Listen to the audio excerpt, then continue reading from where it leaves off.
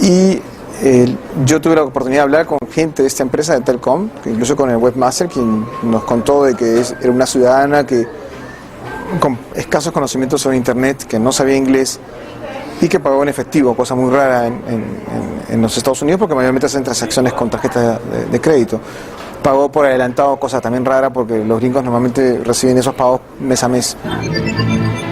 Esta persona, identificada como Blanca Rivera, dejó como número telefónico el 933-2228, con el código 305 de Miami, pero con una dirección inexistente. Sin embargo, consultando al buscador de personas de internet, este mismo número telefónico tenía como titular a Guadalupe Wong, aparentemente una peruana residente en Miami. Nosotros llamamos a ese número, pero había sido cambiado y hoy le pertenece a una ciudadana rusa. Cuando requerimos a la operadora el número de Guadalupe Wong, nos respondió que ella había solicitado tener un número telefónico reservado. Extraña coincidencia, pero ¿qué contiene la página de APRODEP que la hace tan controversial? Revisando encontramos estos personajes en blanco y negro. Los un poco por criterio también, ¿no es cierto? Personajes en blanco son la mayoría históricos, ¿no? Sí, me parece que sí, son personajes relevantes de la historia, ¿no? Y luego personajes en negro, ¿no? Y bueno, así creo que hemos llegado a la información que creo que es la que está en discusión en estos momentos, ¿no? Por ejemplo, si queremos acceder a el Lighten donde habla de Borea y Díaz Canseco. Ok, bueno, lo que hacemos es hacer clic nada más, ¿no? Es hipertexto. Y bueno, simplemente descubrir de qué manera o qué tipo de información se ha puesto, ¿no? Son gráficos, ¿no? Todos son gráficos, todo esto es parte de las características que nos permiten visualizar las páginas web. Ataques e insultos a periodistas como César Hildebrand, Cecilia Valenzuela, Ángel Páez, Edmundo Cruz, Luis Iberico, Fernando Rospigliosi, todos ellos incómodos al régimen por un nutrido conjunto de investigaciones que comprometen en casos de corrupción y violación de derechos humanos a sectores del poder civil y militar. Los blancos de esta campaña, que es idéntica y en algunos casos corregida y aumentada a las publicaciones de cierta prensa sensacionalista, también son el empresario Baruch Ibcher, la doctora Delia Reboredo, la ex agente de inteligencia exiliada en Estados Unidos Luisa Sanata y los congresistas Fernando Olivera, Javier Díaz Canseco y Gustavo Mome. Pienso que eligieron la página web por una razón práctica y de método. Ellos iniciaron su campaña de desprestigio contra los periodistas independientes, contra los políticos de oposición, en medios masivos, populares y de muy poca trascendencia, precisamente política, ¿verdad? La prensa de 50 centavos es una prensa que le interesa a un sector de gente que en realidad no busca informarse sobre política. Entonces creo que ahí es donde recapacitaron y decidieron buscar y utilizar un medio como el de la página web para hacer o desarrollar esta misma campaña, pero para llegar a otro público, a lo que conocemos como el AB. Hay una gran incongruencia en lo que dice el señor Faisal. Sostiene ante el juez que él se dedica simplemente a reproducir la información de prensa amarilla difamatoria. Sin embargo, hay mucho material cuya procedencia no se conoce y que el juez debería encargarse de preguntar al señor Faisal cuál es la procedencia. Para nosotros, dada la características del lenguaje y el contenido de esta información provienen de los servicios de inteligencia sin ninguna duda. Lo más grave es que atribuyen, inventan cosas, ¿no? Inventan situaciones, ¿no? Inventan participaciones, ¿no? Distorsionan algunas de las misiones periodísticas o de los trabajos de investigación que hemos realizado, ¿no?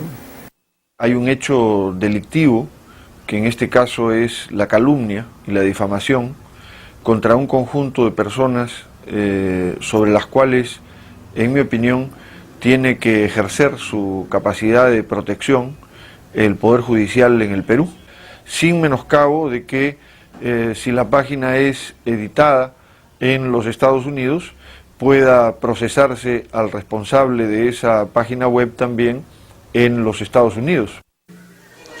Como era de esperarse, los agraviados han entablado sendas querellas por difamación y calumnia a Héctor Faisal ante el 20º y el 47º Juzgado Penal de Lima. Pero las juezas Greta Minaya y Antonia Sakicuray, quienes inicialmente despachaban en ambos juzgados, fueron cambiadas repentinamente. Ambas ordenaron en sendas medidas cautelares el retiro temporal de la página web, pero los jueces que las reemplazaron, Arturo Vilches Requejo y Juan Carlos Vera Abreu, respectivamente, anularon dichas resoluciones judiciales en forma por demás irregular. Asimismo, la jueza Elizabeth Grossman Casas, del 19º Juzgado Penal, rechazó una solicitud de extradición remitida desde Argentina contra Héctor Faisal Fracalosi. ¿Suerte? ¿Influencias sospechosas en el Poder Judicial?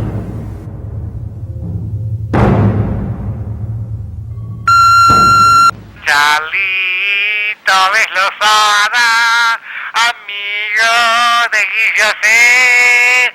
García Blanco, te acompañará tal vez. María Laura el culo entregará en el juzgado penal. María Laura el culo entregará, reina del coitonal. María Laura Parreño, reina del coitonal. María Laura Parreño. He venido a rendir mi instructiva, como corresponde a la ley y al derecho peruano. He expresado ante el juez lo que tenía que decir en mi descargo. Con respecto a los procesos que usted tiene en Argentina, ¿qué podría decir? Falsos, esos procesos no existen, fueron un invento del diario La República y mañana o pasado tendrán ustedes un desmentido. Además, hacen a mi vida privada exclusivamente porque son temas matrimoniales. Si usted quiere que hable de mi vida matrimonial, como no, hábleme usted de la suya y yo le cuento la mía. Fuera de la demanda de divorcio que le abrió su esposa, el señor Héctor Ricardo Faisal tiene varios antecedentes judiciales, civiles y penales en Buenos Aires. Eso lo pudimos comprobar fehacientemente en nuestra estadía en la capital federal de Argentina. El suegro de él formuló una denuncia por abuso de firma en blanco porque le habían llenado unos cheques por una suma muy importante, que después pretendieron ser cobrados. Y los cheques que estaban firmados en blanco, ¿por qué montos fueron llenados? Bueno, los cheques que figuran fueron llenados, uno por 50.000 pesos y otro por 180. ¿180.000 pesos? 180.000, sí. ¿Vale decir los dos cheques sumaban 230.000 pesos? Sí, que en Argentina son $230.000, ¿no? El equivalente. Pero el proceso más importante que tiene es uno por amenazas y coacción que ejerció desde el año 94 contra el abogado de su esposa, Carlos Beslozada, y otras 3 personas.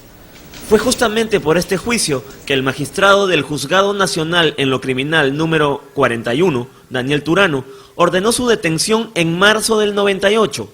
Y ante la huida de Faisal, la Interpol recibió en agosto del año pasado la disposición de su captura internacional. Y comenzó a amenazarlo y a hacerlo objeto de todo tipo de molestias por vía de fax, por vía telefónica, etc. Molestias que extendió al que habla, a mi hija, llamadas a casa de mis padres, y molestias que siguen aún hoy produciéndose, sea por vía telefónica o sea por vía fax. El doctor Guillermo Ledesma es uno de los abogados de mayor reputación en Buenos Aires. En los 80 fue uno de los jueces que integró el tribunal que juzgó a la Junta Militar del general Videla y fue abogado del empresario Alfredo Yabrán, comprometido en el asesinato del fotógrafo José Luis Cabezas de la revista argentina Noticias. El doctor Ledesma fue abogado de su colega Carlos Beslozada en el proceso por amenazas y coacción seguido contra el astrólogo Héctor Faisal. Estos son los que no presenté en el juzgado. En el juzgado hay como 100. A ver, uno a suerte, el que agarre. El que agarre. Ya, ok, Bueno, le doy otro. Bien.